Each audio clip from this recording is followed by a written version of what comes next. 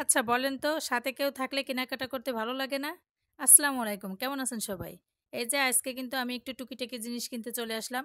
আর যেহেতু সাথে আমার বোন আছে তাহলে তার কথাই নেই। ২ বোন মিলে একসাথে ঘুরবো, দেখবো আর কিনবো। এই যে আমি সুতার জুতার র‍্যাকটা নিচ্ছিলাম। কিন্তু জুতার র‍্যাকটা দেখে আমার ভীষণ পছন্দ হইছে। এটা নিবো। আর পাশে একটা আলমারি দেখতেছিলাম। এই যে দেখেন হোয়াইট কালারের কি সুন্দর লাগতেছে না দেখতে? আমি অবশ্য এটা নেব না কিন্তু ভালো লাগতেছিল একটু বারবার দেখতেছিলাম। তারপরে দোকান থেকে কিছু চামচ আর ২ টা ট্রে নিলাম আমি এই দোকান থেকে।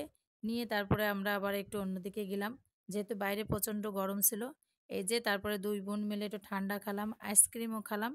আর সেই সাথে একটা দই নিয়ে আসলাম। আর এই দইটা আমরা আসলে বিকালে মানে সন্ধ্যার দিকে খাবো। দই আর চিড়া এজন্য একটু দইটা নিয়ে নিলাম।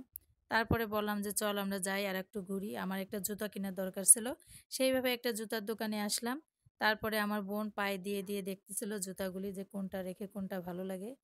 আর সাথে লোক থাকলে আমি আগেও বলছি যে ভালোই লাগে। সেইভাবে ও জুতাগুলি পায়ে দিয়ে দেখতেছিল। প্রতিটা জুতাই আসলে খুব সুন্দর। আমার দেখে প্রতিটা জুতাই খুব ভালো লাগছিল। কিন্তু আসলে অত জুতা তো আর নেব না। জুতা তো নেব এক জোড়া। সেইভাবে দেখতেছিলাম। আর আমার সবসময়ের জন্য একটু চিকচাক জিনিস তেমন পছন্দ হয় না। আমি সবসময়ের জন্য একটু সিম্পল পছন্দ করি। আর সেই সিম্পল ভাবেই তবে প্রতিটা জুতাই সিম্পল ছিল। তাই পায়ে দিয়ে দেখতেছিলাম। লাস্টে আমার একটা পছন্দ হলো সেটা নিয়ে আসলাম। সেটাই নিয়ে নিলাম। বললাম, "এই যে দেখেন আমার এই যে পায়ের যে জুতাটা, এটাই আসলে আমার ভালো লাগছে। কারণ এটা পরে হাঁটাচলা করতেও খুব ভালো লাগবে।" তারপরে এই যে আমি আর ২ এই যে ওই দোকান থেকে গেলাম, ওই দোকানে এই ট্রে ২ টা নিলাম আর এই চামচগুলি নিলাম। কেমন হলো বলেন তো? এই চামচগুলি কিন্তু ভীষণ হার্ডি মানে খুবই ভালো, খুব মজবুত। বিশেষ করে এই গোল চামচটা কিন্তু খুব সুন্দর। এটার দামও একটু বেশি নিছে।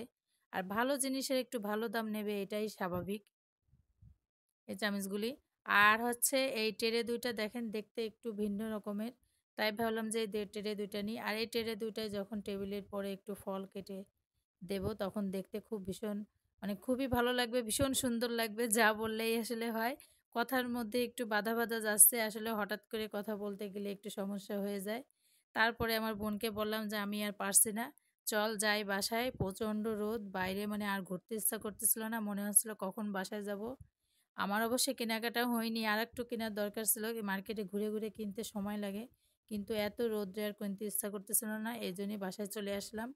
তারপরে বাসায় এসে মনে হচ্ছিল যে কি শান্তি। কারণ এত রোদ বাইরে যে হাঁইটে যে জিনিস কিনবো, দেখবো সেই ইচ্ছা আর ছিল না। এজন্যই বোনকে বললাম যে, "চল বাসায় যাই।" তারপরে আমি তো গেট খুলে যখন আমার বাড়ির মধ্যে ঢুকি তখন আমি মনে হলো কি যে আমি মনে হয় এসির মধ্যে এসি। এমন একটা মানে ঠান্ডা আমার মুখে লাগলো। খুবই ভালো লাগলো। আলহামদুলিল্লাহ সবাই ভালো থাকবেন, পাশে থাকবেন, ভুল ত্রুটি হলে ক্ষমা দৃষ্টিতে দেখবেন।